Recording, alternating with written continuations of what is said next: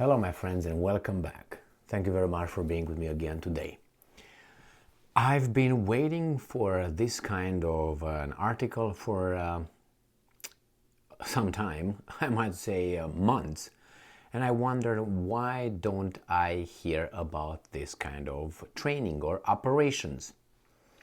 Well, let me show you what I am talking about.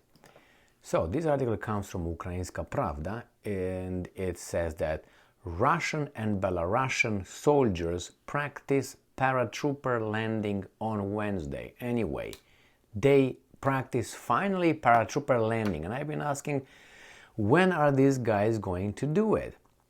At least training. Look at, for instance, at D-Day, the landing.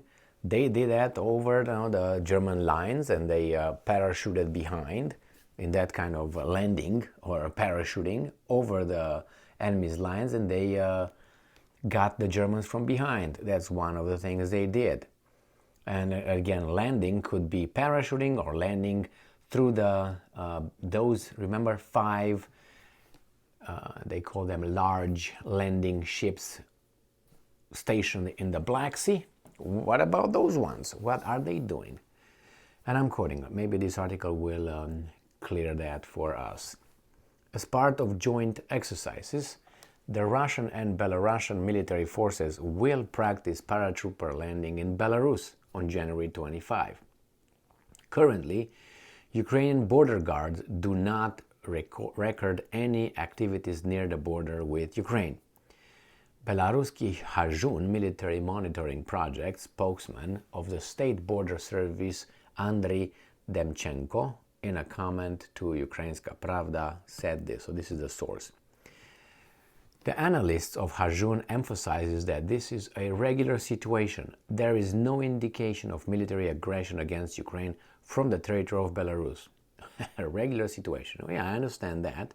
But I would personally be concerned if something like this would all of a sudden, because as I said, I haven't heard any article prior to this mentioning anything like this.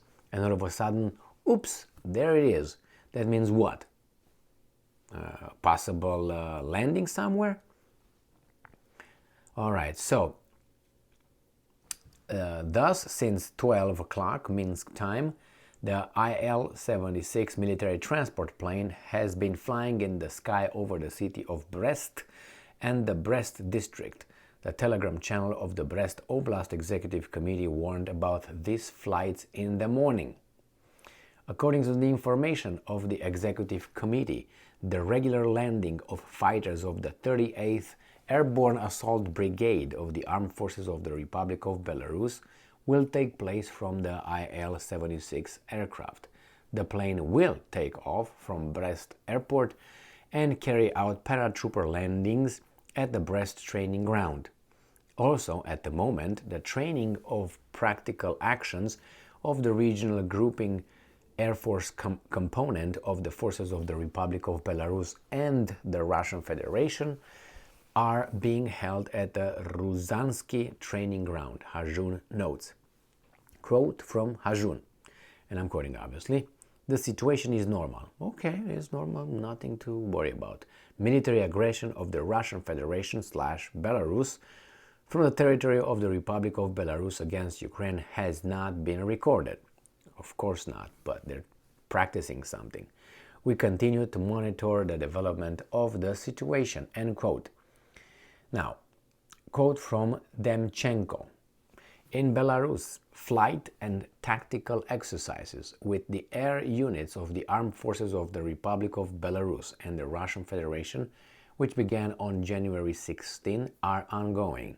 As far as I know is known, a member of elements to increase operational interoperability. Is that what it is? Yeah, interoperability should be worked out as part of the exercise. The Ukrainian Defense Forces are actively monitoring the situation that is happening on the territory of Belarus, and I can note that we have not recorded any events near the state border with our country related to these exercises the moment, end quote. So, Belarusian and Russian soldiers practice paratrooper landing on Wednesday. Well, I'd be at least a little bit concerned, or at least I will prepare for it. And I'm pretty sure the Ukrainians will prepare, but where are you going to prepare for it? Because you don't know where and if these guys are going to activate these paratroopers. Usually the special forces are doing that, low altitude, go bam boom, and then drop them, but you can also parachute them from higher altitude, obviously. And there is you do this in the middle of the night, and not only, because nowadays you don't need, how should I put it, doing it in the middle of the night or doing it in the middle of the day, the detection systems of the enemies don't really care about that. But anyway, as I said before, I've been waiting for such a training to take place, and this is the only one that I found since February 24th, 2022. I also saw an article that the Russians are heavily bombarding, shelling Kherson. And I couldn't find a lot of information, so that's why I said I'm not going to make a movie. Not yet. A video on that piece of news, because the only thing that was said that I don't know, a nurse was killed and civilians were killed. The number is unknown, but according to it was an Ukrainian article from a Ukrainian media outlet.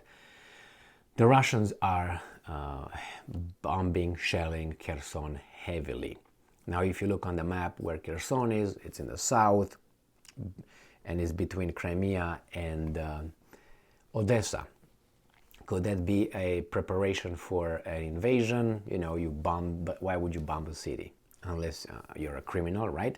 Or the enemy has, or both, or the enemy has its armies, groups and forces in the city, which you have to eliminate as an, you being the enemy, attacker, however you want to call it. I don't care about euphemisms.